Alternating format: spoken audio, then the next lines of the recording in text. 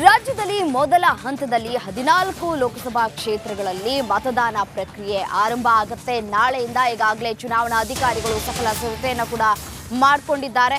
ಅದರಂತೆಯೇ ಕರುನಾಡಲ್ಲಿ ಪ್ರಜಾಪ್ರಭುತ್ವ ಹಬ್ಬಕ್ಕೆ ಕೌಂಟ್ ಡೌನ್ ಶುರುವಾಗಿದೆ. ಈಗ 14 ಲೋಕ ಕಣದಲ್ಲಿ 247 ಅಭ್ಯರ್ಥಿಗಳು ಸ್ಪರ್ಧೆಯನ್ನ ಮಾಡಿದ್ದಾರೆ.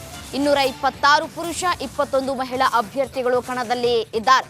ಚಿಕ್ಕಬಳ್ಳಾಪುರದಲ್ಲಿ 29 ಜನ ಅಭ್ಯರ್ಥಿ ಕಣದಲ್ಲಿದ್ದಾರೆ. ಅತಿ ಹೆಚ್ಚು ಇಲ್ಲಿ ಚಿಕ್ಕಬಳ್ಳಾಪುರದಲ್ಲಿ. ದಕ್ಷಿಣ ಕನ್ನಡದಲ್ಲಿ ಕೇವಲ 9 ಜನ ಅಭ್ಯರ್ಥಿಗಳು ಸ್ಪರ್ಧೆ ಮಾಡ್ತಾ ಇದ್ದಾರೆ.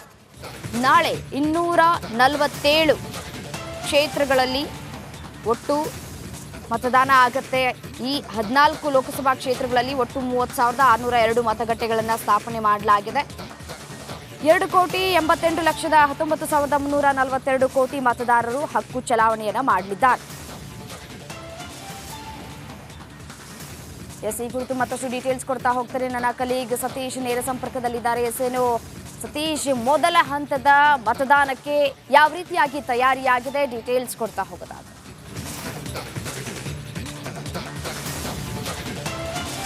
ಈಗಾಗಲೇ ಮೊದಲ ಹಂತದ ಚುನಾವಣೆ ರಾಜ್ಯ ಸಿದ್ಧವಾಗಿದೆ. ನಾಳೆ ಬೆಳಗ್ಗೆ 7ರಿಂದ ಸಂಜೆ 6ವರೆಗೆ ಮತದಾನ ನಡೆಯಲಿಕ್ಕಿದೆ. ರಾಜ್ಯದ 14 ಕ್ಷೇತ್ರಗಳಲ್ಲಿ 247 ಅಭ್ಯರ್ಥಿಗಳು, ಒಟ್ಟಾರೆ ಅಭ್ಯರ್ಥಿಗಳು ಕಣದಲ್ಲಿದ್ದಾರೆ. ಹೀಗಾಗಿಯೇ ಚುನಾವಣಾ ಆಯೋಗ ಕೂಡ ಅದಕ್ಕೆ ಬೇಕಾದಂಥ ಸಕಲ ಸಿದ್ಧತೆಗಳನ್ನು ಮಾಡಿಕೊಳ್ಳಲಾಗಿದೆ. ಆಯಾ ಕ್ಷೇತ್ರದಲ್ಲಿ ಮಸ್ಟರಿಂಗ್ ಸೆಂಟರನ್ನು ಮಾಡಲಾಗಿದೆ. ಈಗಾಗಲೇ ಚುನಾವಣಾ ಸಿಬ್ಬಂದಿಗಳು ಮಸ್ಟರಿಂಗ್ ಸೆಂಟರ್ಗೆ ಬಂದು ತಮ್ಮ ಪರಿಕರಗಳನ್ನು, ಅಂದರೆ ಮತದಾನದ ಪರಿಕರಗಳನ್ನು ತೆಗೆದುಕೊಂಡು ಹೋಗುವ ಕೆಲಸವನ್ನು ಮಾಡ್ತಾ ಇದ್ದಾರೆ. ಇವತ್ತು ಸಂಜೆ ಅಷ್ಟರಲ್ಲಿ ಮತಗಟ್ಟೆಗಳಿಗೆ ತೆರಳಿ ಅಲ್ಲಿ ವ್ಯವಸ್ಥೆಯನ್ನು ಮಾಡ್ತಾರೆ. ನಾಳೆ ಬೆಳಗ್ಗೆನೇ 7 ಗಂಟೆಗೆ ಮತದಾನ ಪ್ರಕ್ರಿಯೆ ಆರಂಭ ಆಗುತ್ತೆ. ಹೀಗಾಗಿಯೇ ನಾಳೆ ಬೆಳಗ್ಗೆ 7ರಿಂದ 6 ಗಂಟೆವರೆಗೂ ನಡೆಯುವ ಮತದಾನದಲ್ಲಿ ಅಭ್ಯರ್ಥಿಗಳ ಭವಿಷ್ಯ ಭದ್ರ ಆಗುತ್ತೆ. ಆ ನಂತರ ಚುನಾವಣೆ ನಂತರ ಯಾರು ಗೆಲ್ತಾರೆ ಸೋಲ್ತಾರೆ ಅನ್ನೋದು ಗೊತ್ತಾಗುತ್ತೆ. ಆದರೆ ಎಲ್ಲ ಸಿದ್ಧತೆಗಳನ್ನು, ಬದ್ಧತೆಗಳನ್ನು, ಅಗತ್ಯ ಭದ್ರತೆ, ಪೊಲೀಸ್ ಬಂದೋಬಸ್ತ್ ಸೇರಿದಂತೆ ಹಲವು ಸಿದ್ಧತೆಗಳನ್ನು ಚುನಾವಣಾ ಆಯೋಗ ಮಾಡಿಕೊಂಡಿದೆ. ಕಾದು ನೋಡಬೇಕು. ಈ ಚುನಾವಣಾ ಪ್ರಜಾಪ್ರಭುತ್ವದ ಅತ್ಯಂತ ಮಹತ್ವದ ಚುನಾವಣಾ ಪ್ರಕ್ರಿಯೆ ನಾಳೆ ಆರಂಭ ಆಗಿರೋದ್ರಿಂದ ಮತದಾರರು ಕೂಡ ಕಳೆದ ಬಾರಿ ಬೆಂಗಳೂರು ನಗರದಲ್ಲಿ ಹೋಲಿಸ್ಕೊಂಡ್ರೆ ಕಡಿಮೆ ಆಗಿತ್ತು.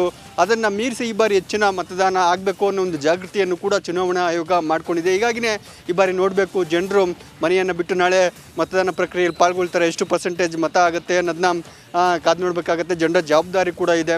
ನಾಳೆ ಒಂದಿನ ಅವರು ತಮ್ಮ ಹಕ್ಕನ್ನು ಚಲಾಯಿಸಲೇಬೇಕು. ಆ ನಿಟ್ಟಿನಲ್ಲಿ ಚುನಾವಣಾ ಆಯೋಗ ಕೂಡ ಎಲ್ಲ ಸಿದ್ಧತೆಗಳನ್ನು ಮಾಡಿಕೊಂಡಿದೆ. ನೋಡಬೇಕು ಎಷ್ಟು ಪ್ರಮಾಣದಲ್ಲಿ ಮತ ಪ್ರಮಾಣ ಆಗುತ್ತೆ ಅನ್ನೋದನ್ನ. ರಮ್ಯಾ, ರೈಟ್, ಧನ್ಯವಾದ ತಮ್ಮೆಲ್ಲ ಮಾಹಿತಿಗಾಗಿ ಸತೀಶ್.